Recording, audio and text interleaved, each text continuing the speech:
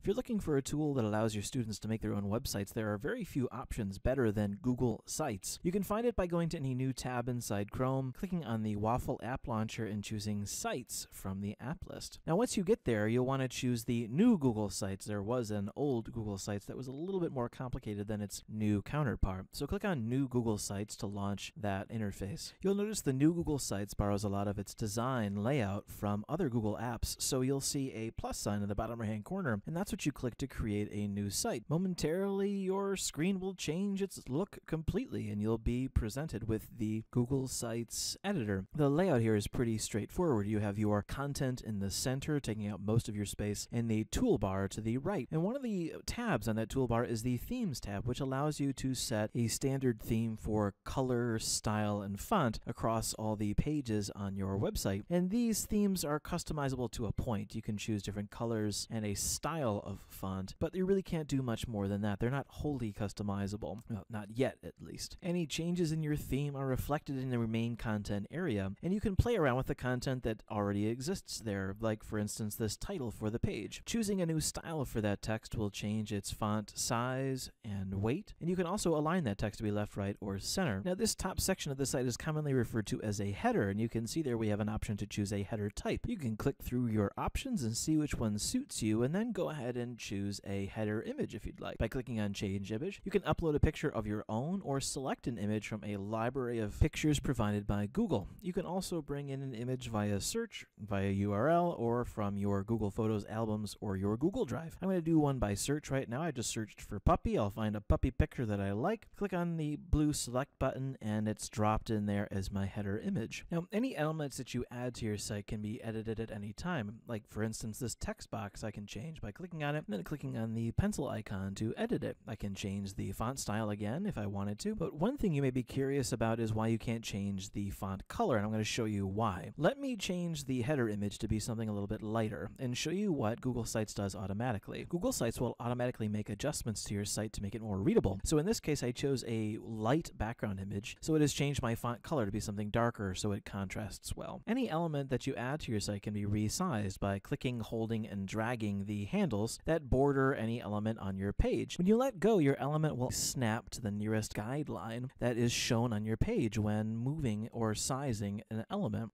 I find that it's the most helpful to use the space between the lines and to think of your page in terms of columns when you're doing layouts. Any open space on your page is a place that you can put stuff. Double-clicking in any open space brings up the insert wheel, and on that insert wheel you've got some options, the first of which is text. If you want to insert a text box, just click where it says text, and you can insert your text and change the styling just like you did for the title of the page. You can also go to the insert menu on the right-hand side with your tools, and if you click on insert, it brings up an array of options for what you can add to your site. Anything from Google Drive files to maps from Google Maps all the way down to charts that you can bring in from a Google Sheet. So let's talk about how your site is organized. A Google site is organized in sections, the top section being your header, and creating a new section is as easy as inserting a new element. In this case, I double-clicked to bring up the insert wheel, or wheel for all you language purists out there, and I inserted a text box. And now once the section is created, I have some options. I can change the background color of my section. Now, I want this section to stand out, so I chose a bold background color. I'm going to choose a larger text style as well. And I'm going to make another new section by double-clicking to bring up my wheel, and I'm going to click text box again. So this is going to make a new section for me with a new text element. And for this one, I'm going to resize it down. Remember, I'm going to use these columns as guides, so I'm going to take up 3 columns with this text box.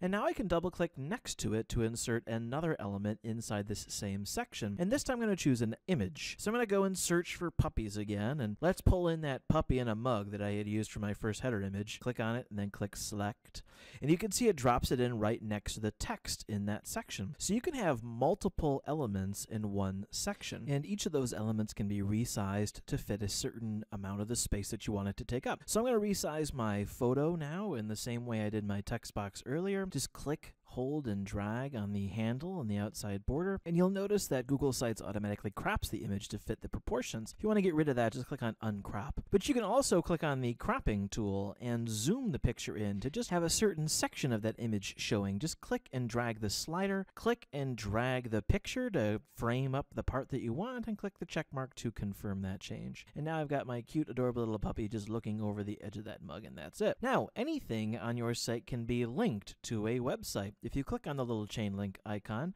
we can even link this picture to a website of our choice. Just type in the URL and click on apply, and you're good to go. There are other options when selecting your picture as well. If you click on the snowman icon, you can add alt text, which is text that is read by screen readers, or you can add a caption, just like I did there. So now that a caption is attached to that picture. The other option in that menu is to replace the image, and what that means is you can pick another image either via upload or via search, again, or from Google Drive, and it will be inserted in that exact same space on that exact same size as well. So we know that elements can be placed horizontally, but we also can place them vertically as well. So I'm just going to double click and add two text elements right on top of each other, and all of the elements that I add into a section on my page can be moved just by clicking, holding, and dragging the little handle that sits at the very, very top of your element. You can click, hold, and drag that. And that blue line shows up in any place that I can let it go and drop it. And when I let it go to drop it, it will automatically resize for me to fit the space. When I go over to my insert menu and click on divider to drop in a horizontal line to separate my sections. As I mentioned before, we can add things from Google Drive into our Google Sites very easily, actually. Just click on From Drive in the insert menu, and then you can search for your file or browse for it. I chose to search. I'm looking for something very specific. And you can pull in any file type that you choose. In this case, I'm going to use a Google Slides file. I click on the file that I want, and then I click Insert in the bottom right-hand corner, and it places that file in a new section directly below the sections I created previously. Now, every file that you bring in from Drive has some other settings that you can toy with, and it can be sized, obviously, like any other element on your site, but clicking on that gear to go to the settings gives you some cool options, especially with the slides. You can choose to have your slides auto-start, and you can set a delay time between slides so it'll actually auto-play when someone visits your page. Click Done to confirm any changes. Now, like any other element in any other section, you can add things next to it as well. So just double-clicking to bring up the insert wheel and then selecting the element that you want to add in that space in that section. Well, let's play around with something else. How about adding a YouTube video? Go to the insert menu on the right-hand side, click on YouTube, and then search for a YouTube video that you want to add to your site. I'm just going to grab one on photosynthesis really quick. Click on the select button, and it's going to drop it into a new section directly below the section we just created for our Google Slides. This video can be sized just like any other element, and it can also have neighbor elements as well. Just double click to bring up your insert wheel, and now we'll do another image. Let's just grab another puppy picture and plop that in right next to our video here. Now, I feel like I want to have this section stand out from the one above it, so I'm going to go and change the section background color on this one to be one of emphasis, so it's just a little bit of a gray. Now, you can also duplicate sections, so you can just click on the duplicate section button. It's going to make a copy of each element that's in that section in a new section below it. If you decide you don't want a section anymore, you can go ahead and delete it. Just click on the little trash can icon next to the section you want to ditch. So I think you can see so far that there really is very little barrier to access here for your students. It's pretty easy to make pretty dynamic looking websites. If in the course of creation a student makes a mistake, they can always undo any changes that they've made. So in this instance, I've added another text box just below my photosynthesis video, but I really want to undo the text that I just typed in, and then I can do that. I can click on the undo arrow at the top of the screen and make a change that I see fit. If your students want to see what their website will look like, they can click on the preview eyeball there, and it's going to show them how their website looks in lots of different forms. So here is your standard computer-based form. That's how my website will look in full width. I can also see how my website would look in tablet mode. So if someone's surfing on an iPad, it's going to look more like this, and that's going to give them a preview of that. I can also see what my website would look like if it was viewed on a mobile device by clicking on the mobile device icon.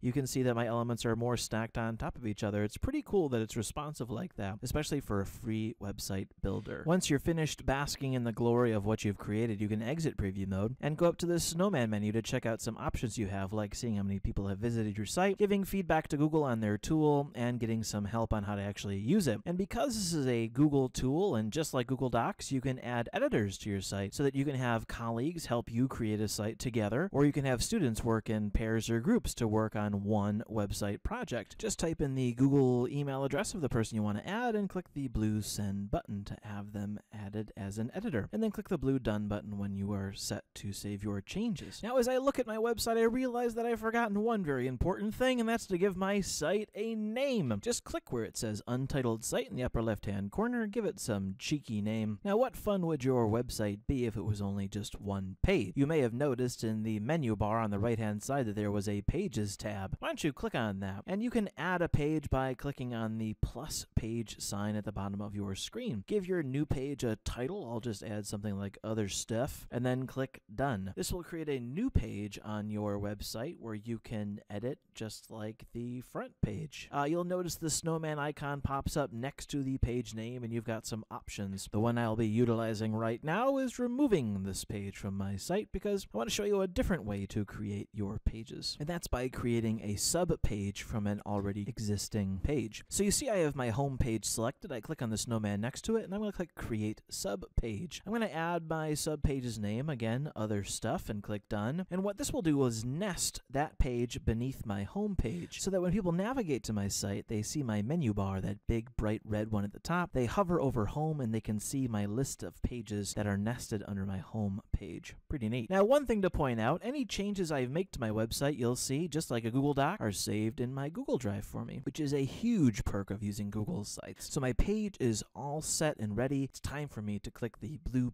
Publish button, and I can choose the settings I want for publishing my site. I can modify my web address to an extent, and you can see the full URL below, the area where I can type something in, and I can choose who can visit my site, anyone in my domain or anyone on the web. Clicking the blue Publish button sends that thing out to that audience that I've chosen. And you'll notice that I have some new options next to my Publish button. I click on that down arrow. I can change those publish settings again at any time that I'd like.